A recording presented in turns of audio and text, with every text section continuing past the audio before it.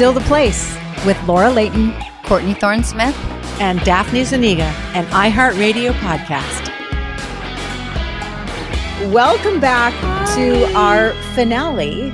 Our finale episode. Of our first season. Recap, season we 1. Did it. So that makes this, just for the listeners, the last episode of our podcast for the year. Yeah. 30. We did the entire first season that we talked about constantly about how long it was, and we did every single episode. So you're welcome. And yeah. And this episode is actually longer. So then we'll have to talk about that. Which it's like I think it's an hour and a half. I was surprised when I was watching it that it was an hour and a half, ultimate episode. So yeah. And they did exciting. a great job, I thought, of having everybody, like every storyline was a part of this episode, which was super fun. A lot happened in this crazy episode. Everybody has something pretty big happening. So let's jump right in because it is a long one. Yeah. So in this 90-minute season finale, let's see, just a general summary. Amanda's pending promotion to become vice president of D&D is put in jeopardy because of her pregnancy. And meanwhile, Alison's old boyfriend, Keith, suddenly returns to LA. And when he sees Alison with Billy, he sends her anonymous threatening mail and attacks Billy. Meanwhile, Alison is drowning her fear and her feelings with alcohol. Joe is getting arrested for carrying a concealed weapon, while she and Jake are trying to decide whether or not to live together. And the gang is also learning that the Melrose Place apartment building is put up for sale. Yeah, that was weird to see that for sale sign out front. Yeah. Like so many scenes. Yeah. Talk about cliffhangers. And then Rhonda and Terrence finally make up, decide to go through with their wedding. Michael convinces Jane to go on a romantic wedding week getaway. He pleads for her forgiveness. And then Kimberly ends up spilling the news to Jane that Michael is not ending things with Kimberly after all. So, okay, all of that said, so much going on. But we open with Billy in the apartment. But the first thing we see is, of course, the Dartmouth soccer poster on his wall. Noticed that too. That was so cute. So cute. And he's sitting on his bed thinking first thing in the morning. He gets up, he knocks on Alison's bedroom door because, of course, they're sleeping in their own rooms. Gosh darn it. Mm-hmm. And he wakes up Alison and tells her that he hasn't slept and that Amanda's pregnancy is really pulling him and Alison apart. And Alison says, much to my frustration, I don't know what you want from me. Yeah, Alison is not handling it well.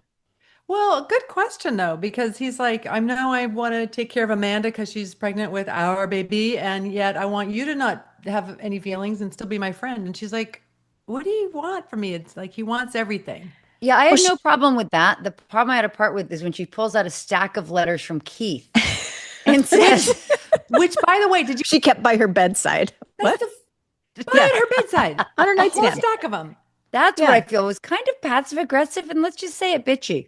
Oh, and also just weird. Like, why? I saw the props team going, is this good? Is this in frame? Is this close enough? The director going closer. Is this good? Right up her left nostril? Yeah. Let's put the stack of letters right there. Yeah. And then I say about this boyfriend I left, and must let I remind you that he was married when we met. The point is, he doesn't waver. He doesn't get confused. He doesn't want anyone else. He just wants me. Yeah. Well, kind of. Yeah. But I have bigger complaints about the scene in drama. Like, I was really confused. Like, wait, what is it that doesn't Alison still want Billy? Like, isn't that because I feel like in this scene, he's saying, I still want this to work. I didn't sleep at all. I feel like this, pregnancy of Amanda's is getting in the way of us. And I want this. And Alison is sort of saying, well, I guess I could offer you friendship, but that's about it. And so I'm like, wait, why, Alison? Why? Don't you want to fight for this? Backs off right away from what she really wants. Yeah, they can't move toward each other at the same time. It's very frustrating. So I was frustrated with the disconnect here because last episode I thought Alison was like, please still pick me. Even though I understand you have to, handle this pregnancy and stuff with sensitivity and thoughtfulness and all that, like, pick me. But now she's not. So I'm frustrated with her. Yeah, anyway, me too. For sure. I thought it was a lovely scene for Andrew. Yes, he was adorable. Very, very grounded and dealt with the stupid letters by Alison's bedside with admirable grace. You mean that pile? Like, right next to where you sleep. I Like, know she said, I have all these letters. She goes, yes, I've noticed. Yeah. we've all Noticed he's been sending you one a week, weirdo. They're not in a drawer or in her desk. So then Anyway. we cut to Michael, who's waking up on the pull-out couch in he and Jean's apartment, and he's wearing a Freudian State t-shirt. Did you guys notice that? As if Yeah, it's of his alma course. mater, which I thought was hysterical. Good on Yeah. you, Denise For Wingate. sure. And he's finishing up a phone call where he learns that they're selling the building, and he shares the news with Jane. She's not really warm to him in this scene. Yeah, She's he's really acting like this will be great. It'll be a fresh start. She's not into it because she's like, well, just to remind you, you've been cheating on me, dude. yeah. And There's also, that. he's so callous about well, what will everyone do? She says, and like, it's amazing these guys are even together. I'm really seeing in this episode how she's so full of compassion and emotion and sensitivity. And he is so like sociopathically disconnected. Well, who Yeah. cares? Who cares about And everybody? I thought, she's great in this episode because she stays Yeah. firmly on track on her through Yeah. line. Like it's this, not going to be easy. Yeah. You may not get what you want. Don't, my Yeah. husband's cheated on me. I caught him cheating, and he's, I'm giving him the smallest of chance. He can sleep on the couch, but I'm not, being all warm and fuzzy. And he's trying to be affectionate and normal with her. And she's like, no. It's not going to change anything. Yeah. Yeah, she's Yeah. finally Very tough. And good. at the end of this scene, there's this beautiful shot where she opens the door and you see the courtyard beautifully Yeah. lit. And she And the goes, sky scrim. Yeah. really too bad. It God, was so was great so here great for a while. It's a great line, and it great ends line. up being sort of bookended by the end of our episode, but it is great for Jane to just like reflect on Melrose Place and what it's, how beautiful it is and how it would be such a shame. Yeah, it was to not live really, there. really cool. I think it was a little gift for the audience too, because it's the audience's finale. And what I'm really getting, having watched this whole first season again, is how much the audience was invested, whether they wanted to wring the necks of these characters, some of them like I did and still do, or if you're rooting for one character or the other and you love them all together. That line was, I thought it was like a little love note to the audience, like, oh, it's so great for a while, like we just don't know It what's would be going to so happen. sad if it Yeah. ended here when the ratings are finally going up. They're fine. That's right. It was so great when we were struggling. Yeah. Gosh, things were just starting to look up. And so then we cut to Alison at D&D, where she meets a creative executive named Brett Nelson. He's a character who's going to come into play. Also in this scene, Amanda talks to Alison very sincerely. I thought that she never expected or wanted her pregnancy, but she says to Alison that what she really needs right now is a friend, which I thought was a very sweet moment between the two of them. I did not. I discovered through Amanda through this whole episode, she's so self-centered. She has just the same way that Alison doesn't ask for what she wants or say how she really feels. Amanda has no issue with the smiles, always asking for what she wants. Don't you think she has nerve to say to Alison, I really need a friend through all this? Do you think you can do that?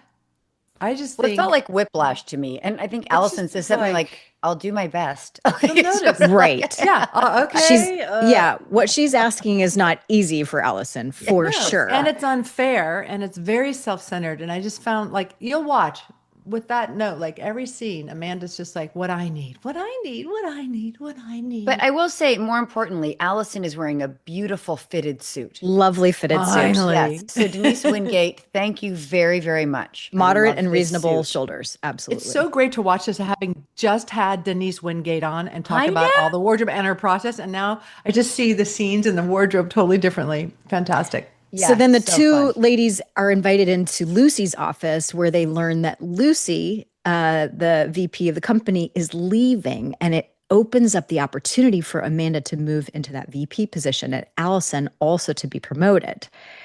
So Lucy then reminds them right then that teamwork between them is going to be key, and it's an opportunity for both of them, and that Brett Nelson, the guy that we just met, he's the other guy being considered for the top VP role. Yes, who, by the way, very handsome, which is important to the episode. Yeah. And just important to us in general.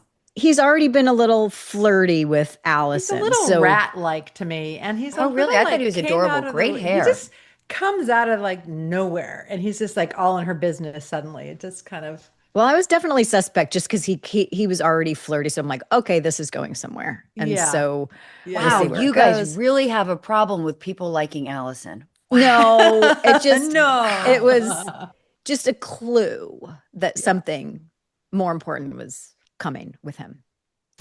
Anyway, so we cut to a scene at the hospital where Kimberly and Michael are walking together, and she asks him if he was sincere about saying that he misses her, and he says yes, but he can't do anything about it. I love how cavalier he is. Yes, but there's nothing I can do about it. Like he's so logical, right? And she's like, Well, he seemed well, really cold to me. what are the new rules? Because I don't want to lose you. You're my best friend in the hospital. Yeah, He's so very sh- like, well, there's nothing I can do. You know, And it's just she very was unusually accepting of this from him, right? Because we didn't see her Yeah. really get angry when he's like, nope, can't do anything about it. I need to deal with my marriage or whatever, and I need some time. She's like, okay, which Yeah. was sort of a change from what we saw before, where she got sort of angry, where when he, changed his mind about the affair. Now she's like, okay. Yeah, well, we can't trust either of them. Yeah, It's- definitely. yeah. know already. At all. Right. Are you obsessed with true crime? Then you're going to love True Crime Tonight. I'm Body Movin'. You might remember me from the Emmy Award-winning documentary Don't F with Cats. I'm Courtney Armstrong, host of the #1 podcasts, The Piketon Massacre and The Idaho Massacre. And I'm Stephanie Leidecker. I head up K2 Studios, where we make true crime podcasts and documentaries, and now we're even making movies. We've all worked together for years, and now we're trying something brand new. We're unpacking all the latest true crime headlines with our team of experts. We'll be covering all the major trials that are heating up this summer, and there's a lot. And yes, we'll also be covering some of the scandals that we're all obsessed with. And you need to join the conversation. True Crime Tonight. We're talking true crime all the time. He pulls out of his backpack syringes and tries to inject her. What? It's bizarre. It's completely bizarre, and they have to investigate it. Listen to True Crime Tonight on the iHeartRadio app, Apple Podcasts, or wherever you get your podcasts. So then Jane is hanging out with Joe in the park, sharing that Michael has canceled their marriage counseling appointment for that evening. And Jane confides in Joe that she's just so angry, doesn't even know what to believe, and feels like her marriage isn't going to make it without trust. And she's crying, and Very Joe's vulnerable. It's like walk and talk in a playground, which I thought was cool. Yeah, The Joe's like the vulnerability. therapist of this episode. You're everybody's shoulder to cry on. Didn't you think she was a very silent? I guess therapists are supposed to be quiet. They're supposed to listen more than give advice. So I that's think- what I thought Joe was doing. Like, I think she girl, do you was. not have any advice for her? But I think it was a good was place there. for Yeah. Jane to put her emotions, and Joe was really listening. And the question Totally. she asked her is, do you still love him? Yeah, and I found that it was a really nice to show how important it is for girlfriends, best girlfriends, who are just there for each other, literally a shoulder to cry on, which she did kind of Yeah. at the end, and just there for each other, and how powerful those kinds of relationships are.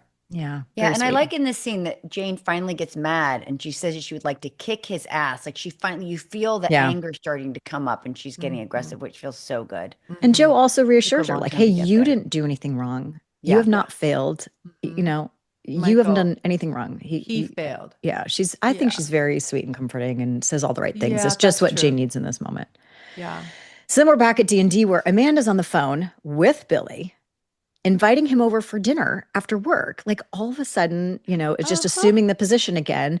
And Alison is overhearing this. And of course she's upset. Exactly what I said.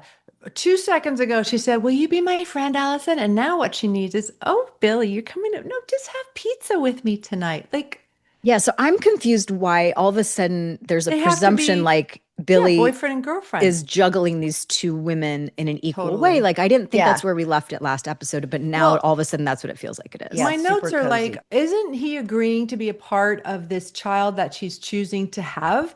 That doesn't happen for 9 months. Why are they pretending to be mommy and daddy together? What's pizza now or getting together at all have to do with being a part of his child? Like, they don't have to do any of it. So, but it's just Amanda using this time to, again, get what she wants, get what she wants. Yeah, it's also Billy's not exactly setting up the boundary. Like he's allowing Yeah. himself to be in the position to be choosing between these two women, which I didn't think that was ever on the table. And now it sort of is. It's just a different framing of what's going on for him. And I'm frustrated that Alison isn't more angry about it. And instead she's like Yeah. conveniently going, well, maybe Keith is a better bet for me. And we're all going, Yeah. no. Like she never once says, The baby isn't here yet. You're not trying to be a part of Amanda's life. You're trying to be there for the baby. Like, why are you insisting on spending all this time with Amanda? Like, we just had a night together. We're finally a couple. That's what I just don't understand. No, you're right.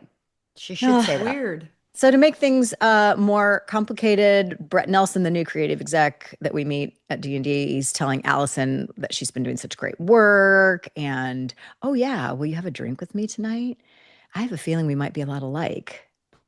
So they make plans and to go Alison, out for of a course, drink. super vulnerable because Billy and Amanda just made a date. She says, yes. Yep. Right. Right. And You there's just also- overheard Why on the not? phone. Yeah. And it's unclear, like, is this only a date or is it a date and a work thing? And apparently it's going to be both. I also, this is the circular staircase, which I thought Yeah. was so great. So dated, very like of the era, you know, they're all going up that circular staircase in D&D. And he's like, hey, you want to get a drink with me after? well, that circular After- staircase in D&D is iconic. And like, I thought it was Yeah. so clever of James Frawley, who directed this episode, to stage the second half of the scene halfway up the stairs. And he Very stops cool. her and he's just below on the stairs. Yeah. And you get do you to see the- remember, Court, do you remember using that stairway? Because I'm like, that looks treacherous, especially in heels. And you have to like, and I don't especially that remember. blocking on it You don't in the remember? middle of it. Yeah. because they built remember. it again in the 2009 reboot. They built a circular staircase again, and I Oh, I remember guess it was using it and going, iconic. "Gosh, this is treacherous." It's so of that era of like the 70s and 80s, Yeah. you know. This Very was cute. 90s, I know, but it was very retro. So from there, we cut to a hotel lobby where Keith is checking in, Back. a hotel in LA, and he's telling the front desk that he's here to propose to his girlfriend. It's what she always wanted, he says. Yes. What? Creepy, And that's the creepy, first, creepy. isn't this the first time in this, I think in the whole series that you get that he's turned. He's now creepy because he's Yeah. like a delusional in this. We see him checking in. I'm going to propose to my girlfriend. And you as the audience go, what? Yeah, No. it's definitely a shocking turn of weird events. And then it made me think all those letters that she had by her bedside, had she been answering them that she got once a week?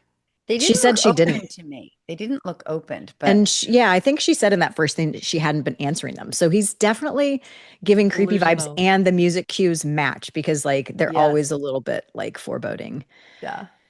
So we cut to Shooters because it's the only bar in town where Alison and Brett are enjoying martinis, talking and laughing about Amanda. and I would like to say we finally meet drunk Alison, who is Yeah. my favorite Alison. Now, this is not the end when it all starts to fall apart. This is the beginning of drunk Alison when she's super happy. Just like I was like, Yes. that's my best performance in the series. Yeah, Like, I you think know, there's- Courtney, I love said that drunk too. Alison. I said it's so nice to see Alison gleefully getting tipsy and just spilling the beans and not caring about who she's talking about. yeah. Gossiping about Amanda. Just having And a there's great also time. a spectrum. But this is the upside. This is the beginning of the treacherous journey. Because I think we see Yes. tipsy Allison, we see drunk Allison, and we see sloshed Allison. Like we see all the versions on the spectrum of this for her. And I Yeah, think- I mean, but later right now Allison this is gets just ugly. fun, loose Allison. Yeah. who Yeah. this is tipsy Allison, I Casually think. lets it slip that Amanda is pregnant. Oopsie. Yeah. Oops. Pretty That's important right. piece of, and you see the light bulb go And he's off like, in "Oh, don't Brett's worry. eyes. I won't tell anyone. What Yeah. else? What else? Yeah, he claims he won't tell anyone, but his light bulb definitely went off, and we're like, Yes. uh-oh. And he walks her back to the apartment saying, hey, I think we could, make a really great team at work. And he leans in and he kisses her on the cheek before he leaves her at her door. And all of this, of course, is witnessed by Billy as Billy is returning home. Who's coming home from, by the way, his date with Amanda. So Yeah. shut up. But he follows her into the apartment. Billy comes in and says, Allison, what the hell is going on? Who is that guy? What is he doing kissing you? And tipsy Allison says, Yes. she's just living her life. Yeah. And she's got the drunk munchies. She goes right to the freezer for some ice cream. Needs ice cream. And Billy exclaims in disgust, you're drunk.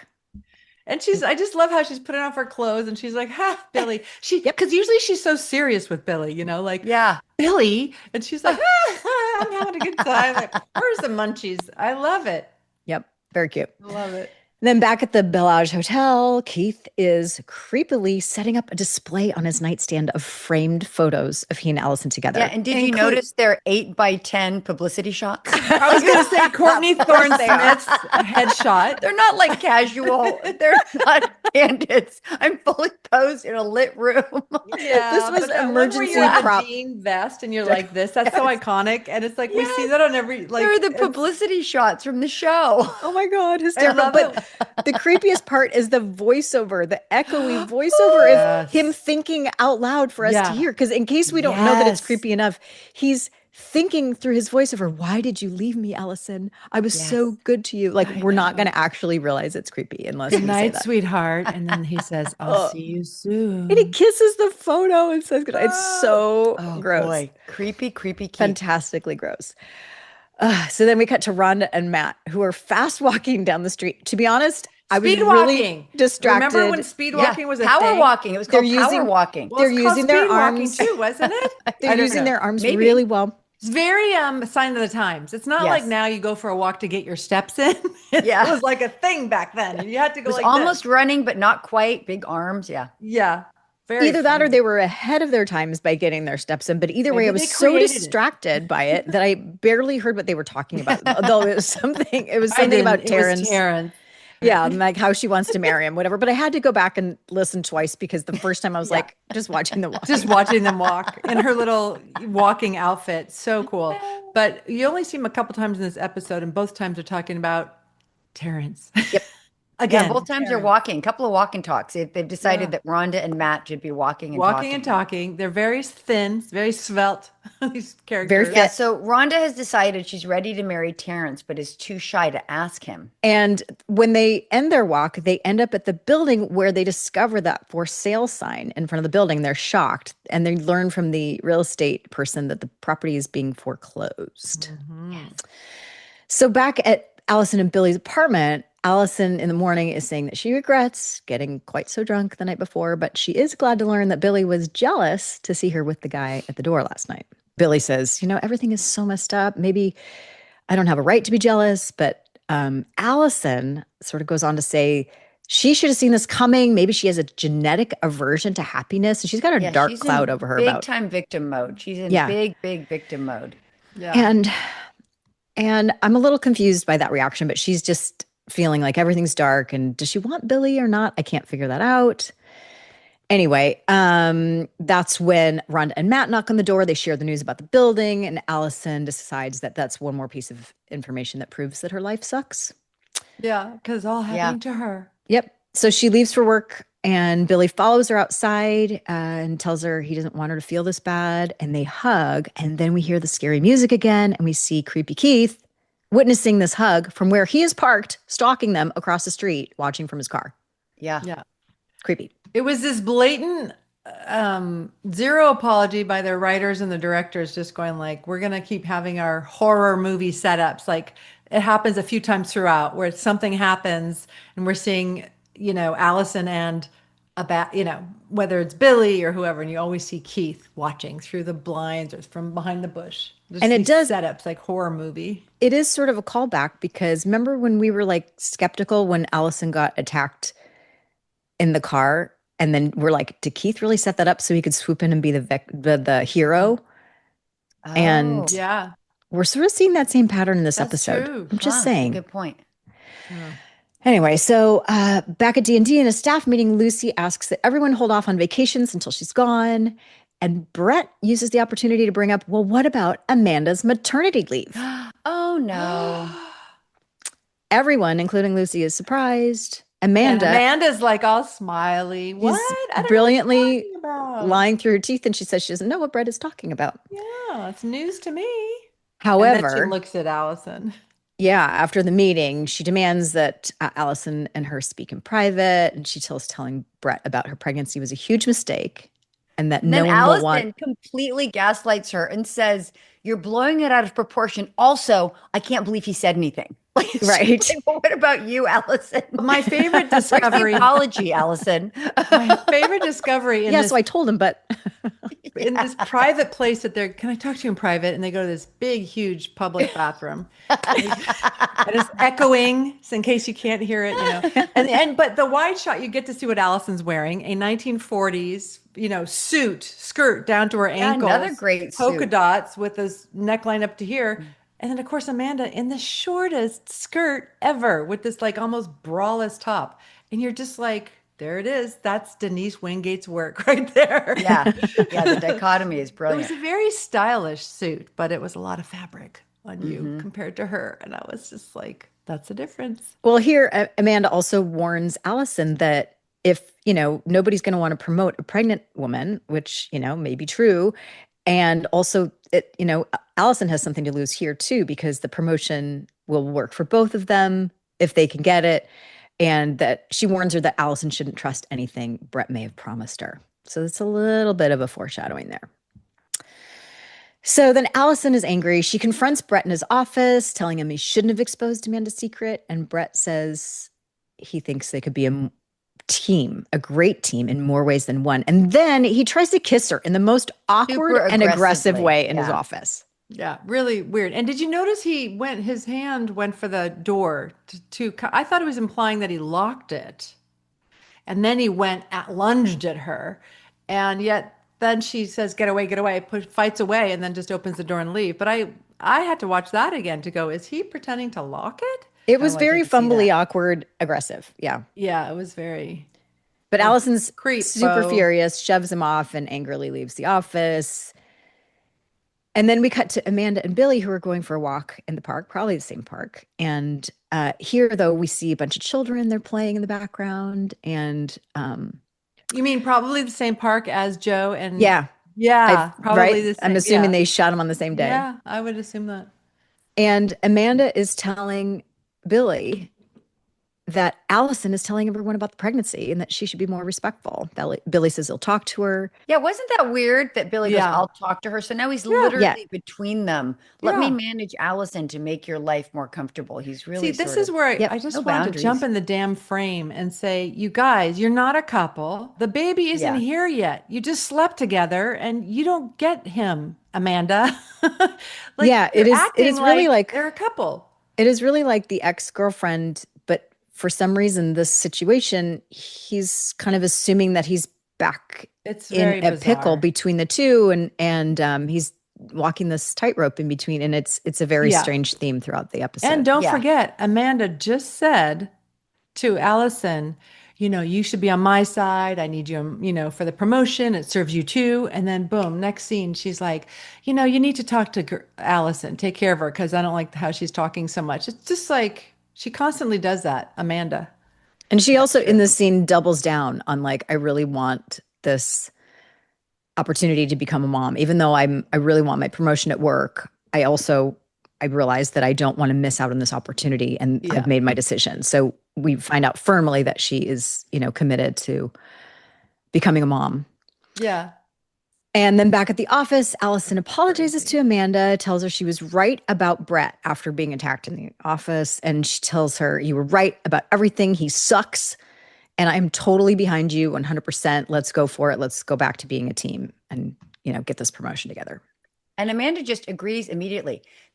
We go back and forth so fast in this episode. We hate each other. We love each other. We hate each other. So now Amanda and Allison are back up firmly on the same team. It's very strange. Like Literally don't a minute later. Let's time it.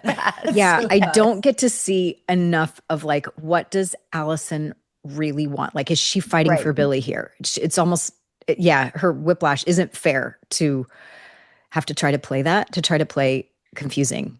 Yeah, it's very. Like, what is my through line here? That's the question I was asking myself. Anyway, but with Joe and Jake, they're returning to Jake's at night, and Joe is lamenting having to leave Melrose Place, the building. And Jake suggests that maybe if they do have to leave the building, they could find a new place living together. Yeah, and I loved how they come in together. He's carrying groceries. They go into his apartment, and he's looking gorgeous. The hair Yeah, was gorgeous. particularly good that, and the t-shirt. And I'm just like, yes, move in together. And Joe's all like growly and frowny and like, no, Joe's why? having an Allison day. I know Yeah. what. She's feeling like Allison. She's feeling Allison. And I just want to reach through and go, Joe, it doesn't get better than this. Move in with Yeah. him. He's going to take care of you. You're going to be in love, have beautiful children. That's it. Just make the decision. Yeah, and he's even putting groceries away. Like he's like this sexy guy putting groceries away. Are you kidding me? That's lady porn. Ugh, lady porn. That's what it was. And I'm like, enjoy the porn, Joe, because this is a bad. No, does she? No, she makes other very bad decisions. Yeah. She Whatever. says Yeah, she's not sure at all. And then Jake says, it scares you, doesn't it? I don't think I've ever met a woman more scared of intimacy than you. Right. He's in That, touch like, with zinger. that, right? He's got his own Yeah. emotions clear and please. hers too. Oh, it just drove me crazy. All these years later, with all the wisdom that we have, we just want to help these poor characters. I know. So speaking of confused characters, we're back in the dark D&D office where Amanda and Alison are working together. The only ones working late at night. It's very dark in their cubicles, and Amanda suddenly doubles over in pain, saying something is very wrong. And Alison jumps right to the phone and calls an ambulance. So then we go to the hospital waiting room where Alison is filling Billy in, saying that Amanda has had a tubal pregnancy and the baby didn't stand a chance. So she's lost the baby. She's had a procedure, and Billy wants to go see Amanda in the hospital room while she's recovering from this And procedure. Allison goes, great, we'll go see her. And he says, you know what? I'm going to go alone. Yeah. Yeah, he chooses to go in alone. Ouch. And there, Amanda tells Billy that Allison's been great. And by the way, I just have to say, she's lying in the hospital room crying, her big blue eyes full of tears. She's never looked more beautiful and vulnerable. Like, talk about very vulnerable and emotional in this scene. It was very lovely. Mm-hmm. Billy tells her how sorry he is that she lost the baby. And Amanda says, well, perhaps in the long run, it's for the best because you don't really love me, do you? Yeah, and basically I can't force someone to want to come be a part of my life with this baby. And yeah, I thought it was really true revelatory and heartbreaking for her. stuff. Yeah. Yeah. The truth of the whole situation. Yeah. And here Billy tells her he's going to continue to be there for her. And right then, of course, Allison enters and she sees this very intimate tableau and she says she's leaving the hospital, but Billy opts to stay behind with Amanda. Yeah, she kind of says, are you ready? It's know. like, I'm going to stay. Oh, Yeah. yeah. So the next morning, Allison is telling Joe that Amanda's lost the baby. Joe is our counselor. She Joe's is. the She's the confidant for everyone here. Mm-hmm. Uh-huh. And did you notice she was in another plain-sued shirt that Denise talked about? This, Oh, really? with the buttons down the side. Yeah. Those are all buttons, and it's plain-sued. And I remember where they sold that. Do you remember in Sunset Plaza next to Le Petit Four, that wonderful cafe with the sidewalk tables, very European? There was a store there called H. Lorenzo. This is a little BTS I wanted to H. share. Lorenzo, And they have fancy, very fancy. like European, kind of like very body hugging clothes. So I don't go there anymore. I don't even know if it's there. But that was like a very hot place to go. And I remember they had A very this cute top. plain-sued top. Yeah, which was very popular back then. So I just wanted to fill our audience in Yeah, it was very behind the pretty. scenes. But yeah, And go ahead. as Allison is confiding in Joe, she also admits that she didn't even have time to feel guilty about kind of thinking, hey, maybe now everything is fixed. Because Billy was all of a sudden, running to Amanda's side to comfort her. And so talk about whiplash, like you said, it's like the emotional whiplash of admitting that she, sort of thought, oh, good, now I can finally have my relationship. Then she realized, as guilty as she feels about saying that, Yeah. Billy was still sort of choosing to be with Amanda. Yep. So then Jake enters the scene and reminds Joe to be careful on her trip downtown for work today. She's going to Skid Row to photograph. Allison notes how much Jake really cares about Joe. And she says, Jake really cares about you. Must be nice. Yeah. Yes, exactly. But can we just stop, Courtney, and pay homage to these storylines that Allison is with Billy lives with Billy and like just doesn't see it. And Joe has Jake and doesn't effing see it. It just I kills know. me. Michael has Jane, doesn't see And it. It's like, doesn't what is see it. happening with these people? Yeah, it's so true. Okay, I and got yeah, that out of 'cause- my system.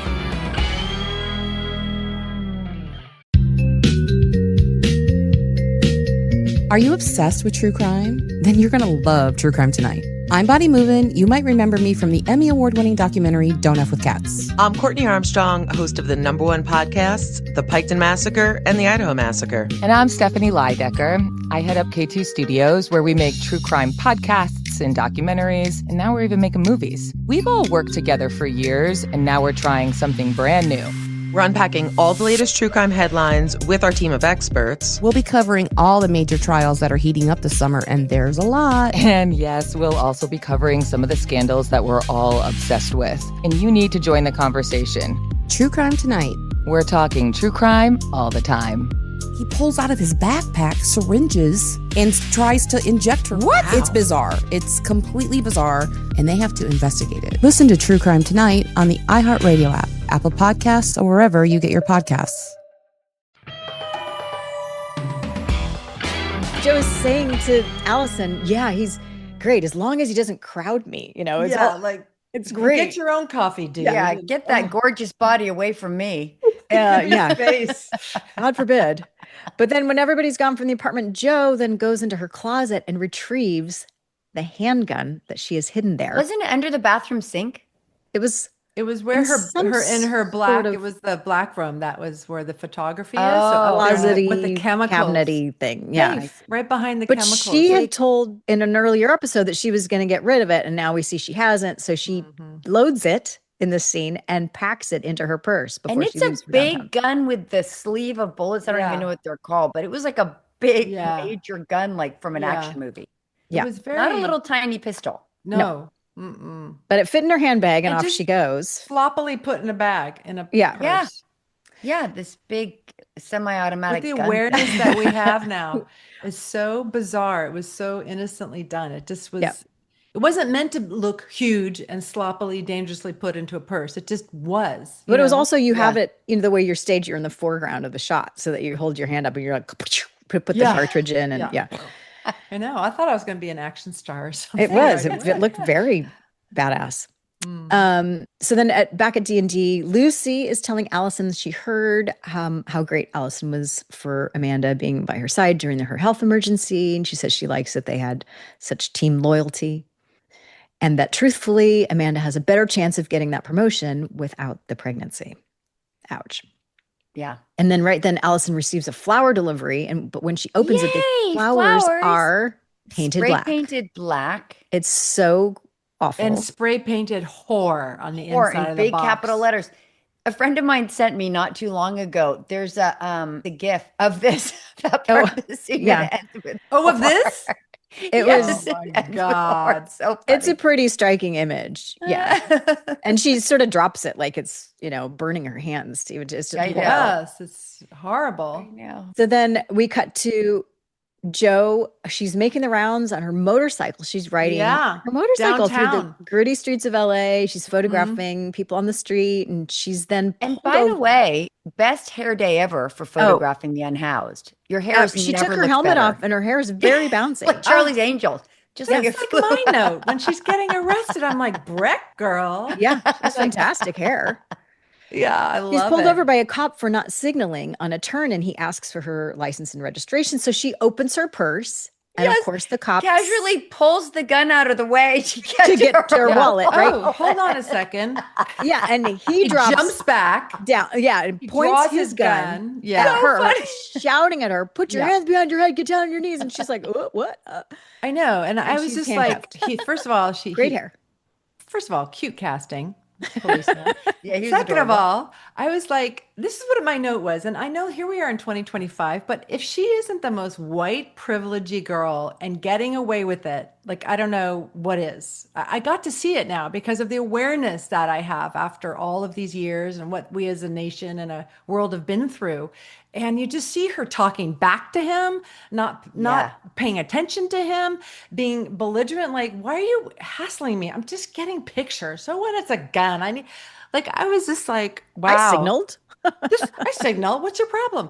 All the way through this whole sequence later, when she's in the police station, she's still yapping away, talking back. I love that she talks all the way through her mugshot. Like, yes, I do get it back, don't I? Wait a minute. I just whatever, you know. I have a right to bear arms. Don't you know the Constitution? Blah, blah, blah, on and on. And I'm just like, girl, please. I thought that was actually funny. Yeah, it was really funny, but only she can get away with it. And he does tell her that she'll get her gun back in a week, but that she needs to, reveal that she's carrying. She can't carry. Oh, I forgot my holster, she says. That if she ever gets pulled over again. Smart ass, I know. And then Jake is there to pick her up, meet her at the police station. And the only line he has is, "How could you be so stupid?" Yes. Yeah. And then she keeps going, well, what do you mean? Like, it was just so funny. Yeah. And he's pissed. He's pissed he had to bail her out and that she lied about getting rid of the gun, which she didn't. Yeah, Joe's a little tone deaf here. And Jake says, I don't know if I want to live with someone who has a gun. And then Joe, you're so snotty. You say, well, you don't, do you? Yeah. You don't live with her, do you? Snotty. Yep. Yeah. That was the moment, You were Joe. so combative in this. That was the moment. I know. I feel like, I don't know. She's very defensive, this lady. This girl. I just want to help her out. I didn't know it back then. You're just like, going to work, saying these lines makes sense to me. Yeah, I can see it also clearly now. We may have known it a little bit, but who knows? We're also super tired at this point in the season. And, the script is the script. Yeah, there you go. The script is the script. So Jane is returning home. She finds Michael packing her suitcase. He says he's taking her away for a romantic weekend, and he begs her to give him a chance, saying that maybe this could be a start. And isn't it weird? He says, I packed for you your favorite dress, your favorite jeans, your favorite perfume. I thought that seemed weird to me. It did it because it seemed great to me. Spot on, good packing. Yeah, because dress, because I want to take you for dinner. Jeans, because you want to be comfortable. Like, he didn't say sexy negligee because so I can get what I want. He said dress, jeans, and then perfume. I thought that was thoughtful. The only thoughtful thing that Mike has done. Well, she does agree to go, and she's like, this is not going to, fix. And he's like, I know maybe it won't fix everything, but maybe it could be a start. So she's willing to take this baby step and see what happens. I would have to say, we need to stop right here. Do you have my cleanser and my toner? Right. Do you have my good cream? Do you have my night cream? Do you have a sheet mask in case it's dry? But there's a lot of stuff that wasn't covered. Yeah. I thought it was very cute. So Billy then is accompanying Amanda back to her place in the marina. She's out of the hospital, and she tells him he's being very sweet. And Billy says he told his work that it was a family emergency. And Amanda's very touched by that, saying, "Oh, family, that's so nice." Oh, dear. So Alison is returning home to her empty apartment. She's pouring herself a drink, and she answers the phone. First she comes in, and there's a message on the phone from Billy saying, I'm at Amanda's. Come on over if you want to. And she's like, yeah, no. How weird is that? Yeah, she said no. Yeah, no. So maybe, and that's what drives her to pour a drink. And we find that she's keeping a bottle of vodka on the. This is not the fun tipsy Alison, by the way. Yeah, and she's not even putting it in the freezer anymore. She's just got warm vodka in a water glass. That's she's off of the fridge. She's drinking her feelings for sure. Warm glass, not even a mixer. Yeah. And she answers the phone, which is ringing, and it's a bunch of scary, heavy breathing on the other end. She hangs up. It's a prank call. She assumes it's Brett, the jerk from work. And she angrily says, this isn't funny. And then a second call comes, and this time a creepy voice says, I'm watching you. Like that horror movie I was talking about. Yeah. And Alison is scared, and she says she's going to call the cops, but she, downs her vodka and pulls the chain across the door. As soon as I have one more drink, I am on it with the cotton. You just hold on. This will keep me safe. Yep. So then we cut to the romantic rooftop hotel where Michael is whining and dining Jane, telling her he's so sorry and that he made a huge mistake. He'll always regret it. And he tells her he hates that he caused her any pain. And if he says it in such a way. He says, don't you realize how much it hurts me to have caused you pain? Yeah. I've been miserable. Like the most narcissistic way to almost not even apologize. Turn her pain into, what about mine. Crazy. My pain at hurting you is worse than the pain you have from being hurt. But if you can find it within yourself to forgive me, maybe one day, you'll forget all about this. Once I'm a doctor and we're living in our big, beautiful house with all our children. The fantasy he paints for her. And Jane wants is, that. sort of sucked back in by that. And they kiss and she says she does want that. And pretty soon they're tearing at each other's clothes. They end up sort of stumbling back inside to the Did you hotel guys room. notice, though, that when he's kissing her neck, did he sort of look up like he wasn't really in it?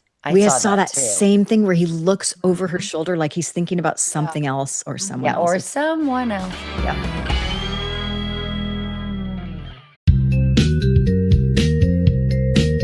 Are you obsessed with true crime? Then you're going to love True Crime Tonight. I'm Bonnie Movin. You might remember me from the Emmy Award-winning documentary Don't F with Cats. I'm Courtney Armstrong, host of the #1 podcasts, The Piketon Massacre and The Idaho Massacre. And I'm Stephanie Leidecker. I head up K2 Studios, where we make true crime podcasts and documentaries, and now we're even making movies. We've all worked together for years, and now we're trying something brand new.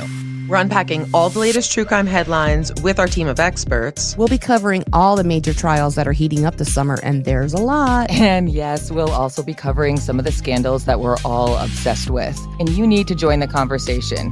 True Crime Tonight. We're talking true crime all the time. He pulls out of his backpack syringes and tries to inject her. What? Wow. It's bizarre. It's completely bizarre, and they have to investigate it. Listen to True Crime Tonight on the iHeartRadio app, Apple Podcasts, or wherever you get your podcasts. So then we cut to more than tipsy Alison. I believe she's now on to drunk Alison because she's passed out on the couch in her fuzzy robe. She's napping, Laura. Oh, right. That's what I meant. And then She's Billy gathering her thoughts. Right. She's just resting peacefully. Resting her eyes. Her hair is frazzled, but she's peaceful. Billy tries to get back into the apartment, but of course the chain is over the door, and Alison stumbles up from the couch, lets him in, tells him, he can't just go from Amanda's bed to hers. I wasn't in her bed. I was on it. Oh, okay. Sorry. I should have had that vodka. So she does tell him she just feels really alone. It doesn't feel like Billy's heart is here with her, and she doesn't think she can count on him, especially if the building is sold and she has to move somewhere else. Why did I ever leave Seattle? She says there was someone there who loved me, and And the camera pulls out through the blinds. Wouldn't you know, creepy Keith stalking and watching this whole thing through the window. Well, it Scary wouldn't be as music. bad if she would stop talking about him all the time. Like Yeah, every true. but she wasn't saying, True. I sure miss him. Here are the letters. I know. And every time she says that, he's like off in the watching. Clearly the worst choice Alison could ever make. Yeah. So we cut to Rhonda telling Matt that she's been hinting to Terrence that she wants to get him to propose again, but she's not taking the hints. And Matt says that she might have to propose to Terrence. And he has an idea, and he suggests, how about a Chinese restaurant? Then we go back to D&D, where Alison is congratulating Amanda because apparently she's now gotten the VP role. Yes. And they're the best of friends again. Yep. Yeah. And Amanda thanks Alison for sticking by her, congratulates her too, because now Alison's going to be promoted. And Amanda says that whatever happens with Billy happens, and we should just leave it at the door. Yeah, it'll be easy. It'll be super easy. Yeah. Super easy. This is a great plan, right? We can great both, plan. and at work we do this. Whatever happens, happens. And of course, Alison receives another threatening note. It looks like a lovely greeting card on the front, but the word bitch is scrawled Again, inside. big capital angry letters. Very angry, dark, scary. Mm-hmm. So Alison storms into Brett's office, assuming he's sending these awful, menacing things. And she tells Brett the games have just got to stop. He's confused. She threatens to call the police, calls him a pathetic slug. And he says he has had nothing to do with it. Alison is the immediate believer. He seems believable. And He goes, Yeah. I didn't. Yeah, And she goes, okay, then. Yeah, Yeah. I agree. And then she storms out. gee, I wonder who it could be. Yeah. If it not you, then who? So we cut to Michael and Kimberly, who are walking outside the hospital, and she's telling him that she's willing to be friends and leave it at that. All of a sudden, she's fine with that. Michael, however, asks how she feels about sleeping with a married man who plans on staying that way. Now, let me ask you something, though. He's offering, but this felt robotic to me, and I think it was looped. It Did you was guys think totally was looping. The looped? looping Okay, was I so thought bad too. in the scene. So Yeah. looping means for the audience that when the sound is bad, you have to go into a studio and try to match your lips to what you were saying. So it's very hard to be emotionally connected because you're having to match what you said before. You're looking at yourself exactly. on screen. It's really hard. And this So I would make think that sense made because it this was feel a little outside, robotic. like, And their hair Yeah. is blowing around a this was lot. You over can traffic or something. It yeah, was like it was really, a very Yeah. windy moment, and I'm sure that wind was It a was problem looped. in the mics on the day, so Sure. they had to go back in and loop it, and it did change the inflection and the emotion that should have Well, been in this I had dialogue, a I note think. on that logic. I didn't attribute it to looping. I thought it was his choice of like being very matter of fact. Either he's kind of sociopathic, like I said already, or Well, he's like, so let's see, how would you feel about having sex with a married man if she wants to stay if he wants to stay yeah. that way? And she's like answers, and then he's like, because I keep having flashes of us in bed together all the time, and I just Yeah, it the was truth just is, I like, think it's both. He is sociopathic, and yeah, it's and it's totally looping. sociopathic because we're learning And that it's he looping. just had this romantic weekend with his wife, and he's still going back to Kimberly saying, "Hey, I can't stop thinking about you. I still want to sleep with you. Are you okay with that? I'm going to stay Yeah. married, though." It's really Michael Mancini coming to his own, as we will all know and hate him. But Yeah. he's really Yeah. coming into that personality. And they end up kissing right out there, like Fully in their lab making coats. out on the hospital walkway. Hungrily, Yeah, like right out in mouth the open. Yeah, really I didn't see shameful. tongue, but I saw mouths open. Okay. Wow. So then they sold it. Amanda is back at work calling Billy from her desk, which is right next to Amanda's or Allison's desk. She's calling Billy, telling him that she got the promotion, asking if they can celebrate over dinner tonight. He says yes. Then he clicks over to another incoming call, and it's Allison. Right behind her. So the shot is Amanda in the foreground talking to him and Allison behind Yeah, that her was a great talking shot. to him. A little telephone comedy. And whole thing Allison was is telling funny. Billy that she's freaking out about everything scary Yeah. and all the stuff that's going on for her, and she needs to see him tonight. Billy clicks his phone back over to Amanda, tells Amanda he has a work thing, so Yeah. they should celebrate. So He lies to her. I'm glad he lies to Amanda and picks, being there for Picks Allison in this moment. Me too. But after it was both- hilarious, though, that comedy that he did. Yeah. It was very funny. But he is sort of caught in his lie when Amanda tells Allison to take the rest of the day off, and Allison says that's okay because Billy's going to meet me after work tonight. But he really should have said, Amanda, I would love to celebrate with you. Allison really needs me. Like, that's what you want him to say, but no one ever says what they mean, at least with Billy and Allison. Yeah. We're back at the Chinese restaurant with Rhonda and Terrence, and her proposal idea gets all screwed up when the wrong fortune cookies are delivered to the table. So she just says to Terrence, will you marry me? And of course he says yes. Well, I mean, I thought this was really funny because she's like, they bring the fortune cookies and they're in the middle of dinner. And he's like, what are they trying to rush us? And she's like, no, just pick one. And it's it's a regular fortune. It doesn't even work out. It doesn't say, will you marry me? And she's like, no, pick the other one. And he does and says something else. And she's like, ugh. But when she finally asks him and he finally kisses her hand, I'm like, wow.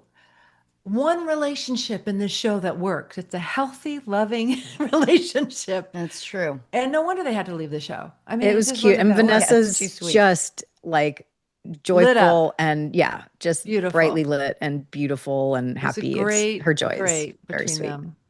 them.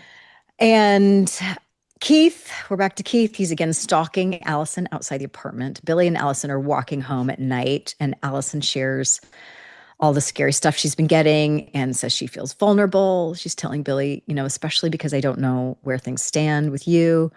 And Billy here says that he's crazy about her and he just needs some so sweet. time to get resolution with Amanda. So this feels hopeful. And then they decide to just stay in, watch an old movie and eat popcorn. Billy says he'll go rent a video. He just has to be right back. She goes inside and he is then brutally attacked on the street from behind. What is he hitting him with? Did you guys know? What was I it? don't know, but it was definitely a blunt Scary. object. For like Billy can't see at all who his attacker And then he is. kicks him. Yeah. Yeah. Kicks him on the ground. It's It was super very brutal. scary. So now the whole gang is back at the hospital for the second time in this episode. There's Joe, there's Jake, Amanda, Allison, Matt, and Jane. They're all in the waiting room. And then Keith shows up with so flowers in his arms. Yeah. Everybody's like, what? And he claims he's in town on business and he heard what happened to Billy. So he just came right over to the hospital. Yeah. So is this the first time they all see him. He's been creeping around all episode. No one knew he was there until But now. And no one Alison knows didn't he's know. in town. Yeah. Right. No, Alison didn't know or anything. This is the first time he shows up in the hospital. Yeah. Like, what do you mean you heard? And this is again like signs of the other thing where he tries to swoop in and act like the good guy, and he's really the one who's caused it all, right? If that other episode was actually him. But it's so it's very bizarre. Talk about a fish out of water. They're all like, he is definitely out of place in this waiting room when everybody's haven't seen him in months, connected. right? And even Allison's not very warm and happy to see him. She's like, oh, very thank odd. you for the flowers or whatever. She's a little weirded out by it. And Michael enters. He gives everyone the report on how Billy's doing. Amanda and Alison together go into his room to see him. And Billy tells them both that he can't remember anything. Alison says she feels terrible that maybe his attack is connected to the threats that she's been receiving. He thanks both of the ladies for being there for him. And meanwhile, Jane goes to the nurse's station and asks how she can find Kimberly. The real reason she came to the hospital was to and hunt then down Kimberly. She stops. So we have every character in this hospital scene in this moment in the episode. And she stops Kimberly in the hallway to have a little chat. Kimberly tries to walk away, but Jane stops her very firmly and tells her that her marriage is more than just sex and that she and Michael have a deep and lasting bond and to stay the hell out. Jane and Kimberly sort of holds her own and stays calm until Jane says, I just wanted to tell you that I think you're disgusting. And then Kimberly loses it and says, it's not over. Since we're being honest, I thought you should know. And then this was so weird to me. She starts saying, I'm so sorry. I'm so sorry. And we end on her crying. Didn't you think that was, again, like, whiplash? Like, what is happening? It is like her guilt over it is, also. Well, she's sorry that she told her. She's destroying her. She's destroying her again by telling her the truth that it's not over. That's what I thought from it. I love that how they used a very boring, potentially boring hallway. Did you notice that? And it happens on one side of the doors, the double doors. And then, Jane says, you're disgusting. And I hope this happens to you one day, you horrible person. And then she leaves. And then Kimberly stops herself and then she goes through those doors. And then there's another set of doors. I thought it was a beautiful dance in what could have been just a boring hallway. Yeah, they definitely staged it where they used a space and kept moving through the doors as the scene escalated. Mm-hmm. Yeah. And she says, you know what? Don't be sorry, because if it's true, he is all yours. I'm getting a divorce. That was great. It was just terrible because Kimberly said, I know all about your weekend, your night away. Yeah. Like, but guess what? He's not giving me up. Yeah. Yeah. It's not over. And you're just like, she's just evil, But it was so good that Jane confronted her to find out, right? Like that wasn't her intention, but I'm so glad she knows. Yeah. She popped the bubble and she found out the truth. And so now she can make a choice. Yeah. So then we're back with Amanda where she's making Billy laugh while he's still in the Amanda and hospital Alison bed. are on opposite sides of the bed. Yeah. And Amanda's being charming and Alison is way out of her depth. She's trying to interject and she can't compete with Amanda. She can't get herself into the conversation in the same way. And she says, we really need to leave. We need to let Billy get some rest. But Amanda conveniently forgets her purse, so she has to turn around and go back into Billy's room. Didn't Alison learn last time? I don't care if you're exhausted and it's 4 a.m. Don't suggest that you leave because or you're going to be the only one that leaves. Right. Nobody's going to leave with you, and they're going to be alone together. Didn't you learn the last time? Yeah, and here Amanda takes the opportunity. Yeah. You guys have been there in the past where you're at a place and you really don't want to leave, but you're exhausted or you really should. And then you just don't want this person to be alone. You want to stay there and you're just like exhausted and you just stay and you just stay. I'm not going to suggest we leave. It's like a game of chicken. Who can last the longest? So Amanda goes back into the room for her purse that she ostensibly forgot. And she tells Billy that she'll be there for him no matter what and that she loves him. And I have a surprise for you when you get home. I'm not telling you now, but when you get out of the hospital, there's a big surprise. Love it. Mm-hmm. So then Joe and Jake are leaving the hospital and Joe asks, your place or mine? And Jake says, that's a good question. And Joe frustratingly sighs here, and she says she's just not ready to move in with him, and she still needs to have time on her own.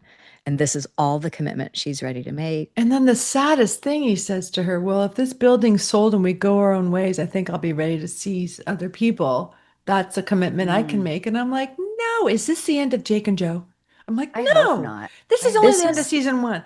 Do not make this happen. Yeah, this was big news. Big news. Hearing that if Ready she's to not date other people? Yeah, that if she's not going to make the commitment, then he needs to, move in another direction. Yeah. No. Yeah, but she, instead of being like, "Oh, wait a minute, I didn't know you might feel that way," she says, "Fine, have fun," and she goes back inside to get a ride home with Matt. I think it's out of youth and inexperience, that kind of like sabotage, where you just sabotage, because you can't handle the intimacy, so you just like, fine, and you're just wrecking the whole thing, and that's really what she wants. I'm just psychoanalyzing my character from 35 years ago. Don't mind me. It's what it'll take another 35 years, I think, to really get to the bottom of it. Psychoanalyzing, yeah. Well, speaking of psycho, we're back with Keith. He's walking. Good segue. Allison back to her apartment door. Allison is apologizing for the way that she left him in Seattle. He says, well, he shouldn't have really rushed her into the move, and he was only thinking of himself. He kind of, and very entitled, follows her inside the apartment. Allison immediately pours herself a drink, offers one to Keith. Do you want some warm vodka in a water glass? Yeah. He's like, since when did you start drinking? And she says, well, weird things have been happening. Some weirdo is sending me obscene cards and I'm really scared. And this is where he acts the hero, and he hugs her and tells her she's safe now and everything is going to be fine. He creepily pulls her in like this, and he's but I will say scrunches her hair and almost nibbles or bites her hair or something like yeah, that. it's really creepy. But here's the thing, he can protect her from the villain. Yeah. Well, because it's him. Yeah. He really can. Yeah, he can. But the scary music tells us that everything here is really not fine. Not okay. Not fine at all. The music.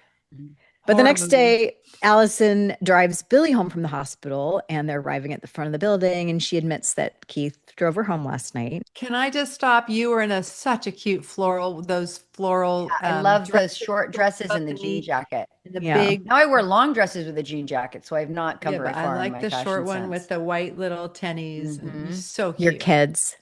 Yeah, the kids, and you're jumping around helping. Yeah, them. that was a very cute scene. So we're kind of flirting, like he's jealous. Are we doing this again? So they're having a very sweet little exchange. And of course, they walk into the courtyard together, and all of a sudden, Amanda is there in the courtyard, up on the landing upstairs. So she has to go, hey guys, and they turn up, and there she is up there. With her dad. Her dad is standing there with her, and she tells them that her big surprise is that she's buying the building. And I'm going to move in and manage it. Gonna move in and manage it. She's gonna manage it like she's gonna be fixing sinks. Right. And her last line is really the last line of the entire season is, I think I'm really gonna love it here. Yeah, it was so good. It was such a great launch into season 2, and we didn't know how long we're gonna go, but it goes on and on. So I thought it was a great episode. Yeah. Cliffhangers all around, very and lots exciting. Lots of drama churning, getting, Yeah, so I can't wait till season 2. You guys can't wait till season 2. We've definitely turned the corner to season 2, and it's so fun to think of all the fun stuff ahead. And what fun it's been to go down this recap. Such rewatch. A fun year. We started last, I would think it was June, and this is our last one. And, we're going to take some time off summer. We'll take a little break, like a hiatus, as you do. Like our first season of Melrose Place. It's been like a year. Yeah, we take a little break. So I've had such a great time, you guys, and I've loved the interaction with our listeners. I hope they stick around and come back, and more come with them. But I hope they've enjoyed the behind the scenes and all the fabulous guests that we've had. Remember all the way back when Grant was our first one? Oh, yeah. And we have, and then we had so many lunch with him afterwards, and it was so much fun. We have so many opportunities for all of our fun guests and castmates to come back and recap with us, and all these fun seasons ahead.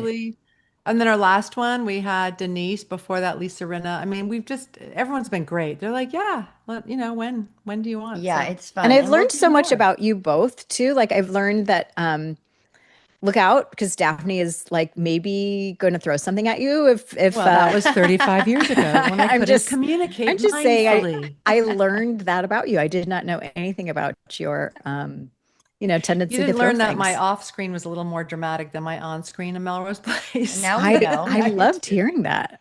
I love know, learning and that. all of you. I didn't know. I know. I learned about you too as well. I learned Well, Courtney, fun, guys. all she needs is a cozy dog on her lap, and she's happy as a A clam. snoring dog on my lap, and I have her farther away, and I can still hear her snoring. Court, no wonder you don't wear sleeves anymore, because you were traumatized through the Melrose Place of all of the voluminous sleeves. Now you wear these cute little floral dresses. I get it. But yeah, I think it's been just really great. Laura, I've learned that you are able to do these rundowns in your sleep. You're so organized. You pull it all together. You're really good at that. I have to stay up for days planning it, but I love it how you Well, do I that. think we're a great team. I love Yeah. doing this with you guys, and this has been a really fun season 1. And Super I know fun. we're all looking forward to a little bit of a hiatus, a little bit of a break while we regroup, because I think we have to get all our energy for season 2, because it's going to be exciting. high speed. So thanks everybody for listening Thanks, to Still the everybody. It's Place. been so much We fun. love all of your support. enjoy your hiatus, everyone. Yes, enjoy your summer, everybody. You too. Have a See you great time. soon. Thanks, Yeah. everybody. Be Bye, well. guys. all. Bye. Are you obsessed with true crime? Then you're going to love True Crime Tonight. I'm Body Movin'. I'm Courtney Armstrong. And I'm Stephanie Lydecker. We've all worked together for years, and now we're trying something brand new.